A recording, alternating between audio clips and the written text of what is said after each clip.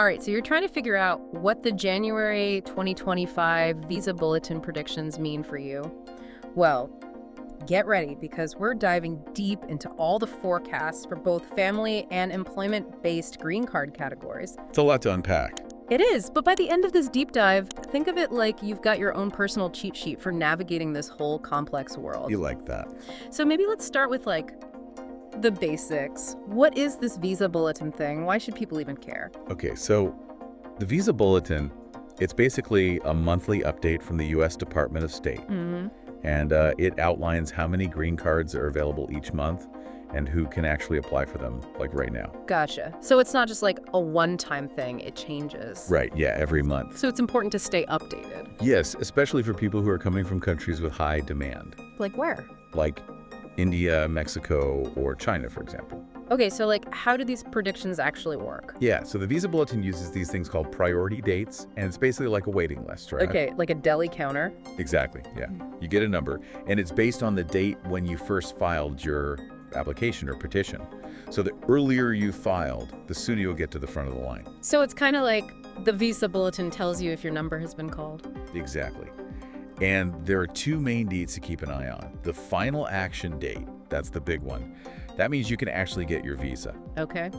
But even if your priority date hasn't quite reached that point yet, there's also the filing date. That means you might be able to at least start some of the paperwork. Okay, so even if you're not quite at the front of the line, there still might be some things you can do. Right. All right, so let's get into the specifics here. We've got all these predictions for January 2025. What are some of the big things we're seeing? Well, one of the big things is that wait times for family-based green cards are getting longer. Oh, really? Yeah. So if you're trying to bring your family to the U.S., especially if you're from, like I mentioned before, Mexico, India, or the Philippines, you're probably going to be waiting longer than folks from other countries. Why is that? Is there any historical context that kind of explains that? Well, historically, family-based categories just tend to have longer wait times compared to, employment-based categories. Okay. And that's because of a bunch of things, like the limits that Congress sets each year and just the sheer number of applications from certain countries. Yeah. Okay. Well, let's break it down by categories, starting with the F1 category for unmarried sons and daughters of U.S. citizens. What's the outlook there? So that category is facing some of the longest wait times, especially for folks from Mexico and the Philippines. How long are we talking? Oh, we could be looking at potential waits of over a decade in some cases. Wow, that's a long time to be apart. Yeah? What about, other countries? Any good news there? Even though other countries might see slightly shorter wait times, we're still talking about some pretty significant delays. Okay, let's move on to the F2A category. That's for spouses and children of U.S. permanent residents. I always thought that category moved a bit faster, right? Yeah, generally that's true. The F2A category usually has shorter wait times. Okay, but we're seeing something different for Mexico. Yeah, Mexico is potentially facing some delays, even in F2A, with a predicted cutoff date of June 1st, 2021. Okay. So if your priority date is after that, you might be in for a bit of a wait. Okay, what about categories F2B, F3, and F4? So that's unmarried sons and daughters of permanent residents, married sons and daughters of citizens, and siblings of citizens all together. Yeah, unfortunately, those categories are experiencing some of the most significant delays, especially for, again, India and Mexico. We're talking potential wait times going all the way back to the early 2000s. Wow, so if you filed a petition for your sibling, back in the early 2000s, you might just now be getting close to the front of the line. Yeah, that's the reality, unfortunately. Wow. That's tough. It makes you wonder, are there any policy changes being discussed to kind of address these long wait times? There have been a lot of different proposals over the years to reform the system, but it's so complex, there aren't any easy solutions. Right. Some people argue for increasing visa quotas, but others worry they could have unintended consequences. Yeah. Okay, well, let's move on to employment-based categories. Are we seeing similar backlogs there?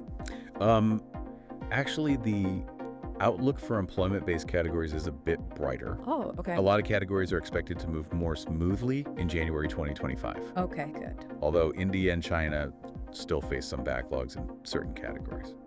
So a bit of good news, but with some caveats. Let's start with the EB1 category. That's for priority workers. So these are the folks at the top of their fields, right? Exactly, yeah. People with extraordinary abilities, outstanding professors and researchers, some multinational executives. These are people who are really leaders in their fields. So like the best of the best. What's the prediction for that category? Good news there. EB1 is mostly current, so no major delays for most people. Makes sense. If you're a world-renowned scientist or like a top executive, it seems like the US would want to like fast-track that application. Right. What about the EB2 category? That's for advanced degree holders and people with exceptional ability. Yeah, so for EB2, it's a little more complicated. For India, we're looking at a backlog to August 2012. Wow, that's going back quite a few years. Yeah. What about other countries? For most other countries, EB2 is likely to remain current. So if you've got an advanced degree or those exceptional skills and you're not from India, you're in a good spot. Okay. What about EB3, the one for skilled workers, professionals, and other workers? So EB3 is similar to EB2, mostly current for a lot of countries, but we could see delays for India and Mexico. Okay. We're predicting a cutoff date of around November 2022 for those countries. Okay, last but not least, EB4 for special immigrants and EB5 for investors. What's happening with those? EB4 should be pretty smooth sailing for most people, but EB5, that one's a little more complicated. It's got two subcategories, non-regional and regional. The non-regional category, that's for investors who don't have a specific geographic area in mind. It's predicted to stay current. But the regional center category, that one lets people invest in specific geographic areas, Right. and that's facing some uncertainty because of some ongoing legislative reviews. So if you're an investor thinking about the EB5 route, you really need to pay attention to what's going on with the regional center category. Exactly, yeah. The landscape for EB5 investors can change really quickly, so it's important to stay informed. For sure. Well, I feel like we've covered a ton of information here. It seems like the January 2025 Visa Bulletin predictions are kind of all over the place, with some categories moving faster than others and some countries facing much longer wait times. Before we move on, is there anything else that you think our listeners should keep in mind as they're trying to make sense of all of this? I think the most important thing is to remember that the Visa Bulletin is just, it's a snapshot in time. It's based on current trends and predictions, but things can always change. Right. Congress could adjust visa quotas, demand from specific countries could go up or down, and, global events, they can have an impact on processing times too. So it's not like a guarantee, but it's a good place to start for planning. Right. Exactly, yeah. It's a good tool for understanding where things stand right now and setting realistic expectations. But yeah, staying informed and being prepared for potential changes, that's key. Good point. Okay, so we've laid the groundwork with these predictions, but I want to get into the actual implications. What does this all mean for the people who are waiting for their chance to immigrate to the US? We're going to explore that in part 2 of our deep dive, so don't go anywhere. Welcome back to the deep dive. In part 1, we really got into the nitty-gritty of the January 2025 Visa Bulletin predictions. We did. We talked about potential wait times, looked at different categories, all that. Yep, a lot of numbers and dates. But now I want to talk about what it all actually means for, real people. Right, because it's easy to forget that behind all those priority dates and visa categories, there are, actual human stories. Exactly. We're talking about families separated by, oceans and skilled professionals who are ready to contribute and people who just want a fresh start, Yeah. And I think what people often don't realize is that these visa backlogs, they have a real ripple effect. It's not just individuals, it affects industries, the whole U.S. economy even. Okay, I'm curious to hear more about that. What are some examples of how these delays are impacting things? Well, take the tech industry. Silicon Valley as we know it wouldn't exist without all the contributions of these highly skilled workers from around the world. Right, tech companies rely so heavily on talented engineers and developers and researchers, and a lot of them come from overseas. Exactly. But when those people are stuck waiting for years to get their green cards, it creates so much uncertainty and makes it really hard for companies to attract and keep top talent. So it's not just about the people waiting in line, it's the companies that are waiting for them to get here and start working. Exactly. And it's not just tech. Healthcare, research, universities. The list goes on.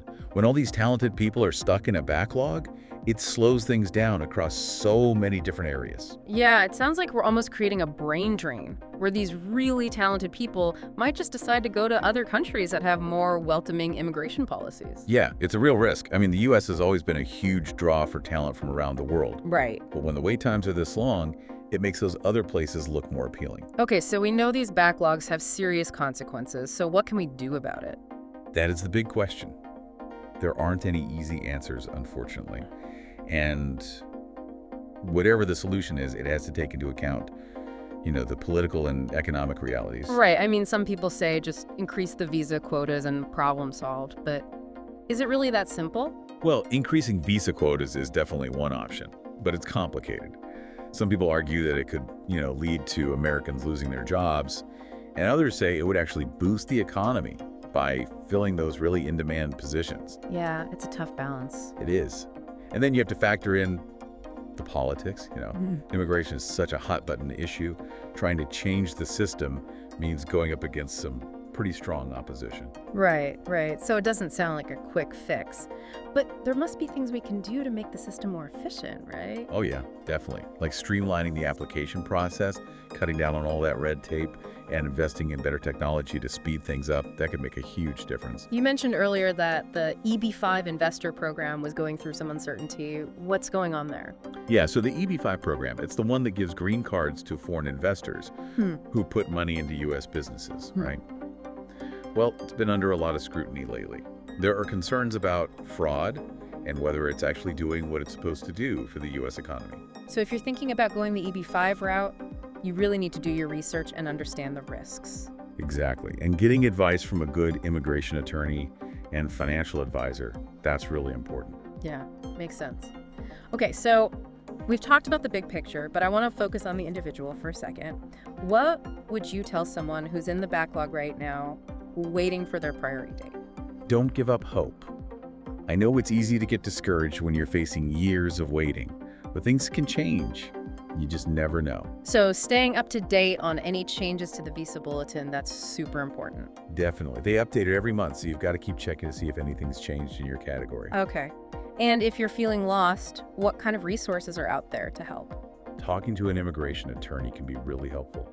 They can give you advice, explain your options, walk you through the whole process, all that. Yeah, I bet trying to figure this out all on your own would be overwhelming, especially when it's so important. It is. Having a professional on your side, it makes a huge difference. And they can also help you explore different visa categories or even totally different programs. Right. And I think it's also important to talk about the emotional toll of this whole thing. It's not just paperwork, it's real people's lives and hopes and dreams that are kind of on hold. Yeah, that's a really good point. Years of being separated from your family, not knowing what's going to happen with your career, the stress of just waiting and waiting, that takes a real toll. What would you say to someone who's really struggling with that emotional side of it? I think the most important thing is to not be afraid to ask for help. Talk to your family and friends, find other people who are going through the same thing, and don't be afraid to talk to a therapist if you need to. Taking care of your mental health is really important during a time like this. This whole deep dive has been so eye-opening for me. It makes you realize that the Visa Bulletin, it's not just some boring document. It represents real people's hopes and dreams. Yeah, it's easy to get caught up in all the rules and regulations, but at the end of the day, this is about people. And even though we've talked about a lot of challenges and uncertainties, it's important to remember the resilience and determination of the people who are going through this process. Absolutely. People keep fighting for their dreams, adapting to all these changes, and finding ways to stay connected with their loved ones, no matter what. Before we move on to our final thoughts in part 3, is there anything else you want to add about what all this means, the bigger picture? Yeah, one thing that really struck me when I was looking at these predictions is how these backlogs can actually make existing inequalities even worse. How so? Well, we know that certain countries and visa categories are hit harder by these delays, right? And those delays can have all sorts of knock-on effects, impacting things like education, careers, even family reunification. It's something that we need to pay more attention to. Yeah, it's not just about the immediate impact, it's about what those delays mean for people in the long run. Exactly. We need to understand the bigger systems at play here and work towards solutions that are fair for everyone. That's a great point. Okay, well, a lot to think about for sure. Join us for part 3, where we'll wrap things up and share our final takeaways from our deep dive into the January 2025 Visa Bulletin predictions. All right, welcome back to the deep dive. So we spent this whole time exploring the January 2025 Visa Bulletin predictions, looking at everything from family and employment categories to, what it all means for real people and the impact it has. We've really gotten into the weeds. Yeah, we have, but I think we've also found some reasons to be hopeful, seeing how determined people are to make their dreams happen. Absolutely. And now as we wrap things up, let's try to boil everything down to some key takeaways. Okay, yeah, what are the most important things our listeners should remember? I think first off, know your priority date. That's the most important thing in this whole process. Right, it's your place in line. And understanding how that system works is really key. Exactly. And just as important, knowing the ins and outs of your specific category and how many visas are available for people from your country. Right, because like we talked about, if you're from India, Mexico, or China, you gotta be prepared for those longer wait times, especially in certain categories. Yeah, patience is key here. Yeah. And don't forget about those filing dates. Even if your priority date isn't current yet, you might be able to start some of the paperwork. Right, so stay on top of it. And remember, this visa bulletin thing, it changes all the time. Every month. So keep checking back for updates. You never know what might change. Okay, good advice. And we've said it before, but if you're feeling lost, it's worth talking to an immigration attorney. Yeah, they can really help you make sense of it all and figure out your best options. Okay, so we've covered a lot, but as we're wrapping up, I keep thinking about, what does the future hold for U.S. immigration? Ooh, that's the big question, isn't it? Yeah, it is. It's tough to say for sure, but I think we can safely say the demand for visas is going to keep growing faster than the supply. So those backlogs and wait times, they're probably not going away anytime soon. Not unless some pretty big policy changes happen. Right. And as we've seen, that's a whole other can of worms with strong opinions on both sides. Yeah, I mean, on the one hand, you want to attract talented people to help our economy grow.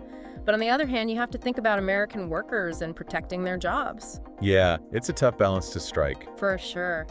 But hey, maybe this deep dive has got our listeners thinking about this stuff a little more. Yeah, maybe it sparked an interest in learning more about immigration policy or having some, important conversations about it. Or maybe it's even made some people want to, get involved and advocate for change, make the system more fair and compassionate. Or maybe it's just helped people understand what it's really like for those who are trying to build a new life here. Yeah, that's important too. No matter what you take away from this, I hope you feel like you've learned something and, maybe even have a little more empathy for everyone going through this process. As we finish up here, I keep coming back to one question. What's that? If we could start over with U.S. immigration policy, what would a truly balanced and fair system look like? Oh, wow, that's a tough one. It would have to be a system that welcomes talent but also protects workers, values diversity but keeps our national identity. A system that follows the rules but also recognizes that there are real people with real stories behind each application. A system that gives people hope and opportunity but also makes sure everything is done fairly and honestly. It's a complex issue, but it's a conversation we need to have. Absolutely. And it's a conversation we'll keep having here on The Deep Dive.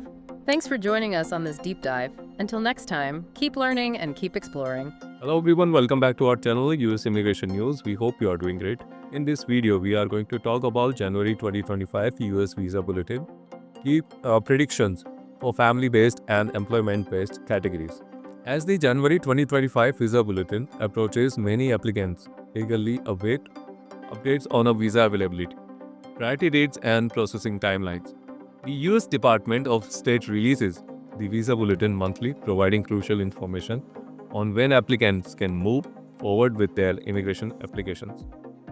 The bulletin outlines immigrants' visa categories, helping applicants understand how factors like demand, country-specific quotas, and available visas affect their progress. For individuals from countries with high demand such as India, Mexico, China, and the Philippines, staying informed about the Visa Bulletin is vital for managing expectations and planning accordingly.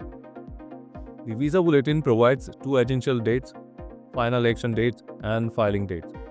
Final action dates indicate when applicants can expect their visa to be issued. If an applicant's priority date is earlier than the final action date, they are eligible to move forward with their visa processing. Filing date are slightly earlier and allow applicants to begin their application process before reaching the final action date. By monitoring both dates, applicants can maximize their chances of timely progress through the immigration system. For family-based categories, applicants can expect varying wait times depending on the category and their country of origin. For instance, the F1 category, unmarried sons and daughters of US citizens, may face significant delays, particularly for applicants from Mexico and the Philippines. The F2 category, spouses and children of US permanent residents, tends to have a shorter wait times, some countries seeing a progress as far as 2022. Other family categories like F2B, F3 and F4 are expected to experience delays, particularly for applicants from high-demand countries. In employment-based categories, applications from countries like India and China will likely face delays due to high demand. Categories such as EB1 priority workers and EB4 special immigrants are expected to remain current for most countries. But other categories like EB2 advanced degree holders and EB3 skilled workers may see significant backlogs for certain countries. The EB5 category for immigrant investors also faces uncertainty due to the pending legislative reviews. Key takeaways for applicants include staying informed about priority dates, understanding country-specific quotas, and monitoring both final election and filing date. With monthly updates, staying current on the visa bulletin ensures applicants can proceed efficiently with their immigration journey.